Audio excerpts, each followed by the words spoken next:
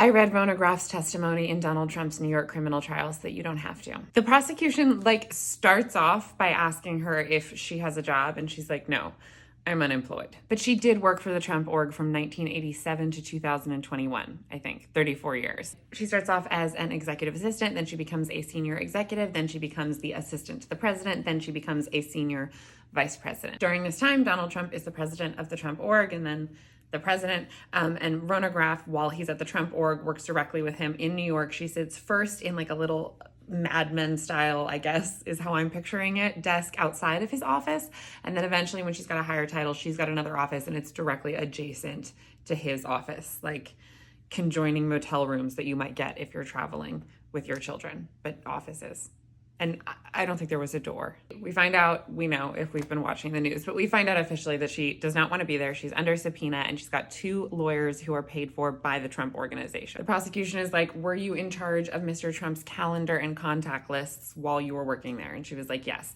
And then they're like, did he use email? And she's like, no, he did not use email. I used email on his behalf. Then the prosecution has her confirm that she did enter Karen McDougal's and Stormy Daniels' contact information into Trump's lists of contacts, and that she did in fact see Stormy Daniels at Trump Tower pre-2016, and also that Donald Trump was working in New York at Trump Tower in the days before the inauguration in 2017. That's it. That's all the prosecution does. This one's kind of short. Then the defense is like, how did you like working at the Trump organization? And Rhona Graff is like, I never had the same day twice. It was an interesting, stimulating, fascinating work environment. She says that Donald Trump is like a kind, respectful, fair boss who sometimes even encouraged her to go home and see her family. And because the Stockholm Syndrome runs deep, she's like, I didn't usually go home. I would have felt wrong leaving, but he encouraged me to go home and see my family. And that was really kind of him to do. Then she talks about how she and her husband were invited to the inauguration and oh my God, she didn't even know she deserved to be there. What an honor. Then the defense lawyer starts talking a lot about The Apprentice and how it made Donald Trump a big star. Rhona Graff is like, yes, The Apprentice was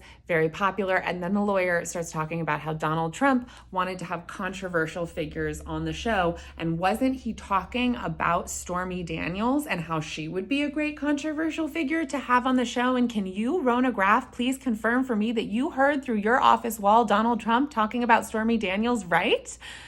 And Rhona Graff is kind of like, yeah, I'm sure I heard him say her name sometimes.